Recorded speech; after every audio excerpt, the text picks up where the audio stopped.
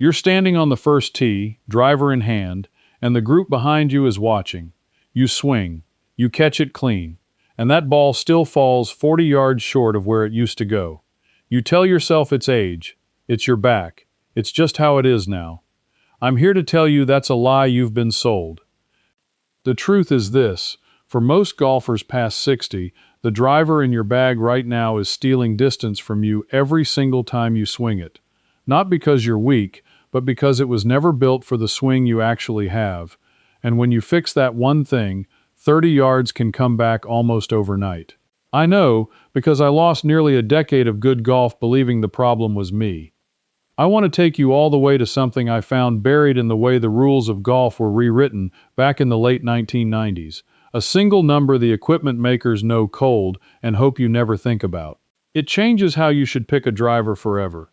And this works whether you swing at 90 miles an hour or barely 70, whether you play twice a week or twice a month. Let me tell you how I found out. I remember standing in a golf shop outside Fort Myers, Florida, on a hot afternoon maybe 9 years ago. A kid half my age handed me the newest driver, the one all the tour players were using, the one on every magazine cover. $600.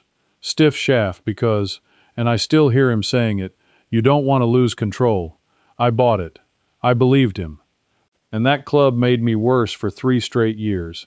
I just didn't know enough to blame the club instead of myself. So let me start with the thing nobody in that shop ever explained to me, because once you understand it, everything else falls into place. Here's the setup. 2 golfers stand side by side. Same age, same height, same swing, same effort. One of them carries the ball 220 yards. The other carries it 180. The only difference between them is the driver in their hands. How is that even possible? It comes down to something engineers call the spring effect, and there's a real history here that most players have never heard. Back in 1998, the United States Golf Association got nervous. Drivers had gotten so good at launching the ball that the governing body decided to put a legal ceiling on it. They created a rule around something with a technical name, the coefficient of restitution.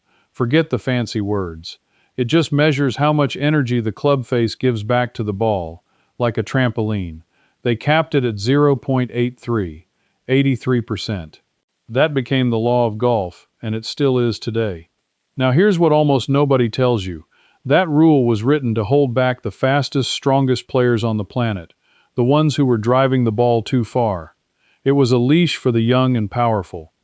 But for you and me, for the slower, smoother swing of a man or woman past 60, that trampoline effect is the best friend we have. A modern driver face flexes and springs the ball forward, and the slower your swing, the more that spring matters, proportionally, to your distance. The face is doing work your muscles no longer can. But, and here's where I got robbed for years, that spring only works when the face is thin and hot and matched to your speed. That $600 stiff-shafted driver I bought in Florida, the shaft was so rigid I could never load it properly. I never let the club do its job. I was swinging a fence post and blaming my shoulders. The moment I understood that, I felt something close to anger, because I'd spent years thinking my body had failed me, when really I'd been handed the wrong tool and told to try harder. So I started digging. And the deeper I went, the more I realized the whole story most seniors are told about drivers is backwards. Which brings me to the biggest lie of all, the one about the shaft. Let me ask you something. What flex is the shaft in your driver right now? Regular? Stiff? Do you even know? Because for most of my playing life, I couldn't have told you, and that ignorance cost me real money and real distance. Here's the truth I wish someone had handed me 20 years ago. The shaft is the engine of the golf club, not the head. The head gets all the marketing, all the shiny paint, all the $600 price tags. But the shaft is what actually delivers your speed to the ball, and the single most important number in the whole game, the one that should decide everything, is your swing speed. Let me give you the real ranges, because this is where it gets specific. If you swing the driver faster than about 105 miles an hour, you need a stiff or extra stiff shaft. That's tour player territory. That's the young and the mighty. If you swing between about 97 and 104, a stiff shaft fits. Between about 84 and 96, you want a regular flex. And here's the part they hide from us. If you swing slower than about 84 miles an hour, which describes a huge share of golfers past 65, you need a senior flex, sometimes marked with an A for amateur, or a ladies flex, marked L. Not because you're less of a golfer, because that flex loads and unloads at the speed your body actually produces. Now think about what happened to me. I was swinging somewhere around 88 miles an hour by that point in my life, and that shop kid sold me a stiff shaft because it sounded manly and safe. I needed a regular, maybe even a senior flex on some days.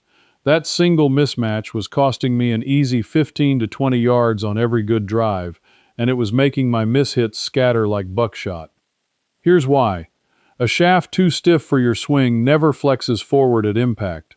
It stays rigid, the club face arrives open and low, and the ball comes off dead, with a weak fade or a slice, low and short.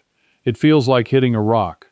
Meanwhile, the right flex whips forward through the ball, squares the face, adds a few miles an hour of head speed for free, and launches the ball higher with the spin it needs to carry. Same swing, same effort, 20 more yards. I'm not exaggerating that number. I lived on both sides of it. So the first thing I want you to do, before you spend a single dollar, is find out your swing speed. Any decent golf shop or driving range with a launch monitor can tell you in 5 minutes, often for free. Or you can estimate it. Take your best, most solid drive, your carry distance, not the roll, and if that clean carry is around 200 yards, you're swinging roughly 90 miles an hour. If it's closer to 180, you're down near 80. Know that number. It is the key to the whole kingdom. But knowing the flex is only half the story, because there's a second thing about the shaft that the industry buried even deeper, and it might be the most useful thing I say today. It's the weight. For most of my life, I never once thought about how much my driver weighed. Why would I? But it turns out the total weight of the club, and especially the weight of the shaft, has an enormous effect on how fast you can swing it, and nobody ever brings it up. Here's the setup that changed my mind. I watched a friend of mine, 72 years old, bad hip, the whole thing, outdrive men 15 years younger. His secret wasn't strength, it was a driver that weighed almost nothing. The whole club came in around 280 grams. Mine, that heavy tour driver, was well over 320. That difference sounds tiny. On the course it was night and day. Think about it like this. If I hand you a sledgehammer and a broom and tell you to swing each as fast as you can, which one moves faster through the air? The broom, every time. A lighter driver lets you generate more clubhead speed with the same effort, and clubhead speed is the #1 ingredient in distance. For a senior golfer, dropping from a heavy shaft to a light one, say from around 70 grams down to 50 grams, or even into the 40s, can add several miles an hour of swing speed without you trying one bit harder. That's 5, 10, even 15 yards just from a lighter stick. The equipment makers know this cold. They've known it for decades. Lightweight graphite shafts have been around since the 1970s, and they got genuinely good by the 1990s. But heavy steel and heavy graphite kept getting sold to average players for years because heavier feels more solid, and solid sells. Meanwhile, you and I paid for the privilege of swinging something too heavy to swing fast. So here's your rule. Past 60, you almost certainly want a graphite shaft, not steel, in the 40 to 60 gram range, in a regular or senior flex, in a total club weight under about 300 grams. Write that down. That single sentence would have saved me hundreds of dollars and years of frustration. And I can feel some of you pulling back right now thinking, this all sounds like I need to go buy some expensive new club, and I just told you I distrust being sold to. You're right to think that. So let me stop and talk directly to you, the person who doesn't want to spend $600, who plays the clubs they already own, who's watched enough of these to know somebody's always trying to reach into your wallet. Here's the honest truth. You may not need a new driver at all. You may just need to fix the one you have, because there are two things you can change today, in your own garage, with the driver already in your bag, that cost you almost nothing and can bring back distance immediately. The first is the tee height. This sounds too simple to matter. It is not. I ignored it for 30 years.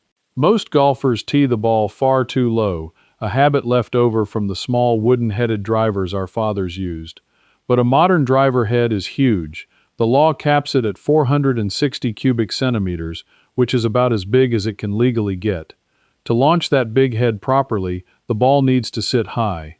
The rule I finally learned is this. When your driver is resting on the ground behind the tee, the top edge of the driver head, the crown, should cut the golf ball right across its middle, or even lower. That means fully half the ball, or more, is sitting up above the top of your driver. For most of us, that feels absurdly high the first time. It looks wrong, but when you tee it that high and catch the ball slightly on the upswing, you strike it on the upper part of the face, where the launch is high and the spin is low, and that is the exact combination that makes the ball carry and carry and carry. I picked up close to 15 yards the first afternoon I tried this, with the same old club I'd been cursing. 15 yards, from a longer wooden tee. That tee costs about a penny. The second free fix is where you stand relative to the ball. Move the ball forward in your stance, up off the inside of your lead heel, your left heel if you swing right-handed. Most amateurs play it too far back, which forces a downward glancing strike on the driver that kills distance and adds slice. Ball forward, catch it as the club is rising, and everything improves at once. No purchase required, just a small change in where you set your feet. And if you fought that same slice, that weak fade sliding right, the same open face year after year, no matter how many lessons you take, you already know how much that one flaw has cost you on the scorecard. That's exactly why I put everything I learned into the complete senior distance system, a plain English collection that hands you honest 2026 forgiving iron and driver rankings, shows you what forgiveness really means in the metal, and lays out a step-by-step bag decision framework so you can walk into any fitting with complete clarity instead of trusting a shop kid. It's built for one person, the senior high handicapper who's tired of being sold to. And here's a check you can run tonight, for free, right at your kitchen table. Flip your driver over, read the loft stamped on the sole, then look up the swing speed ranges I just gave you, and see for yourself whether the number matches your speed. The books walk you through exactly what to do with what you find. The fastest way to get the books is to scan the QR code right there on your screen, or go to the link in the description or the pinned comment. Your distances didn't fall because you got old, they fell because your equipment never changed, and that gap is costing you strokes on every single round you play right now. So let me tell you how I finally beat that slice for good. Do those two things, tee it high, play it forward, and you will hit your current driver farther this weekend than you did last weekend.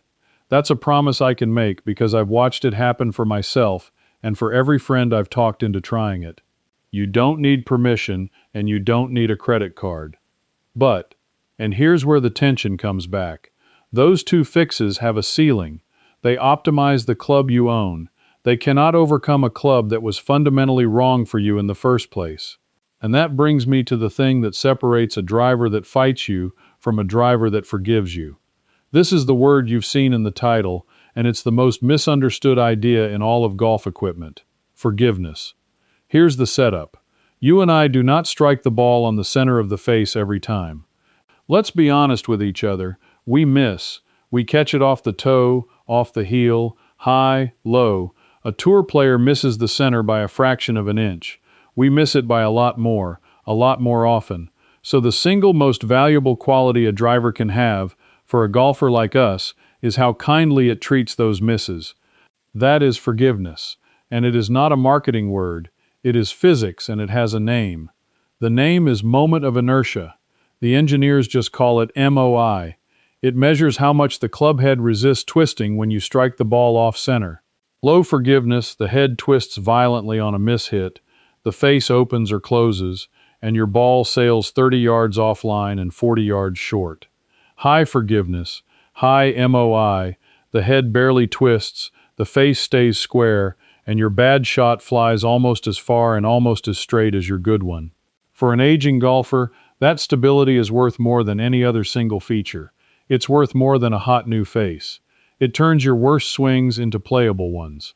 Now here's the history, because this is where it gets good. Back in the early 2000s, the USGA got nervous again, the same way they did with the spring effect. Drivers were getting so forgiving, so stable, that the governing body slapped a legal ceiling on moment of inertia too, capping it in 2006. Read that again. They had to make a rule to stop drivers from becoming too forgiving, which tells you exactly how powerful this feature is. The people who run the game decided forgiveness was so effective it needed a legal limit. And guess what most premium drivers marketed to better players deliberately do? They pull back from that limit. They sacrifice forgiveness to give skilled players the ability to shape shots, to curve the ball on command. That's wonderful if you're a scratch golfer. For you and me, it is exactly backwards. We were being sold clubs engineered to punish the very mistakes we make most. So when you look at a driver, you want the opposite of what the tour player wants. You want the most forgiving head you can find, one designed to sit at or near that legal MOI limit. In plain shopping terms, that means the large, deep, slightly boxy-looking heads, the ones with the weight pushed as far back and as far to the edges as possible. The models makers describe with words like max, or forgiveness, or high launch. Not the sleek, small, compact players' heads that look fast in the magazine. Sleek is for the young. Stable is for us. And there's one more feature inside forgiveness that no one told me about for years, and it fixes the single most common misery in senior golf, the slice. That weak, sad curve to the right that gets worse every year. It's caused by the face arriving open, and as we age and slow down, it gets harder and harder to square that face in time. The fix is a driver built with what's called draw bias, or offset. The manufacturer places extra weight in the heel of the club, toward the shaft. That weight helps the face rotate closed through impact, so it arrives square instead of open, and your slice straightens into something close to a draw. I fought a slice for 15 years. I took lessons. I bought training aids. What finally cured me, more than anything, was simply switching to a draw bias driver.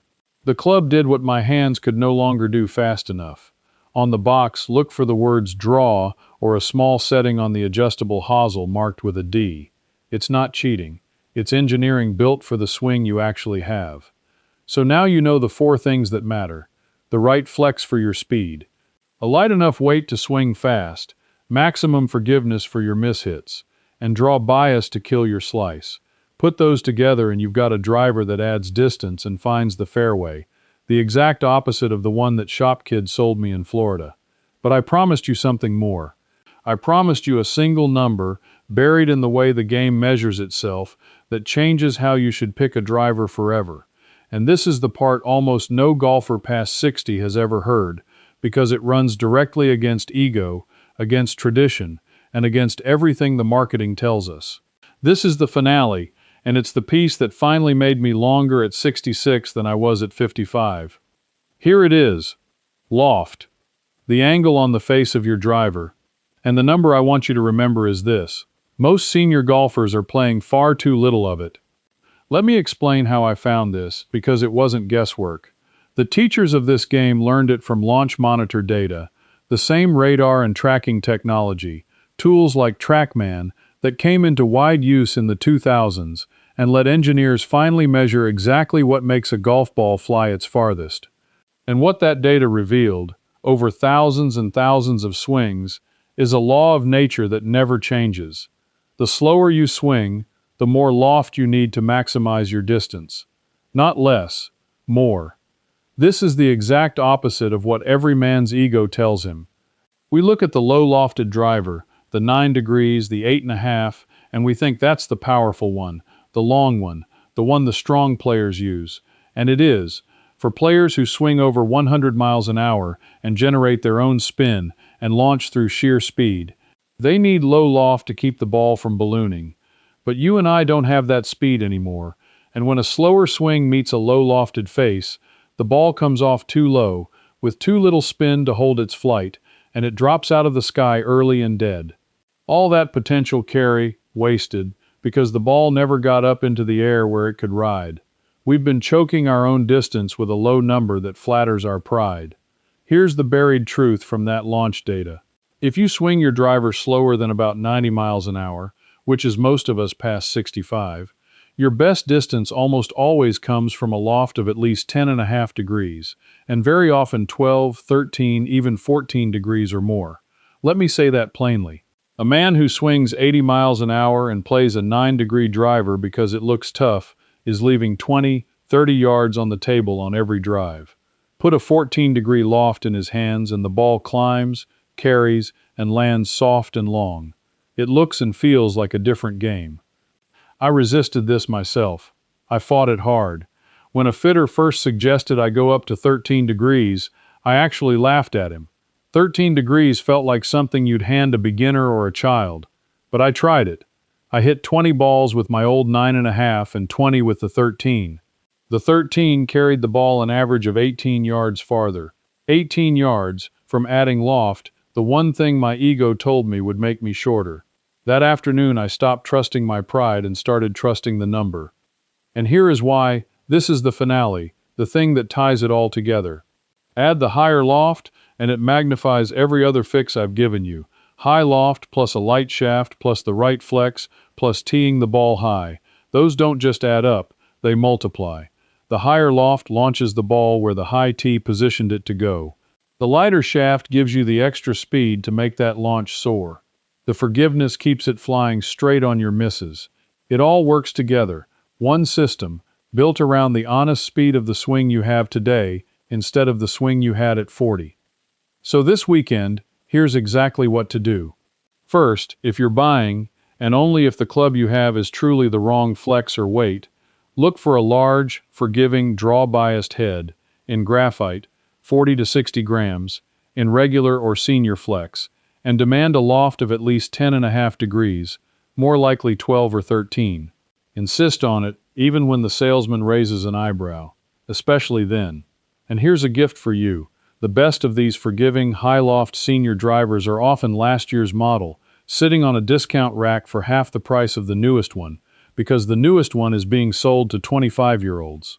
You can get the exact club you need for $200 or $300 instead of $6. Second, whether you buy or not, go tee it high, half the ball above the crown, and play it forward off your lead heel. Do that with any driver, and you will be longer immediately. That's the whole secret. Not strength, not youth, not a $600 name, just a club that finally matches the truth of how you swing, and a couple of adjustments that cost a penny. I lost almost 10 years believing my body had quit on me. It hadn't. I'd just been handed the wrong tool by people who profited from my not knowing any better, and I was too proud to question the low loft, too trusting to question the stiff shaft, too polite to ask why my expensive driver made me worse. When I finally stopped listening to the marketing and started listening to the physics, the distance came back. Not all of it, but enough to love the game again, enough to feel, on the good ones, like the golfer I used to be. You didn't lose your distance to age. A lot of it was taken from you by equipment built for somebody else, and you have every right to take it back. You're the kind of person who doesn't just accept what a shiny catalog tells you, who'd rather understand the why and keep the money in your own pocket than be sold the newest thing every spring. That instinct is exactly right. Trust it on the tee box the way you trust it everywhere else. Now I want to hear from you. Tell me in the comments what loft is on your current driver. Go check it. It's stamped right there on the sole of the club, near the face. And tell me your best guess at your swing speed. I read these, and I'll tell you straight whether I think you're playing too little loft. Leave that comment, write the loft number and your speed. Don't just think it, type it out, because I promise there's someone reading who has the exact same setup and needs to see they're not alone. And if you're tired of paying more to play worse, subscribe and stand with the rest of us who are recovering the honest, practical knowledge the golf industry buried under marketing, the stuff that actually lowers your scores and protects your wallet. Because next time, I'm going to show you the truth about your fairway woods and hybrids, and the one club sitting in your bag right now that almost every senior should throw out and replace with something far easier to hit. You've been carrying it for years. Wait till you see what it's costing you. Before you go, let me tell you where this goes next. Inside my membership, the Practical Wisdom Circle, I pick up right where we just stopped. You can ask me your own question, and a real person answers you myself, never a machine. You'd be joining thousands of practical folks just like you. Just point your phone's camera at the code on the screen, and you can cancel anytime, one click, no risk. Now that you've found the right driver, let's help the rest of your game. In this next video, I'll show you the irons that make solid contact easier and add real forgiveness on every swing. It's starting right here.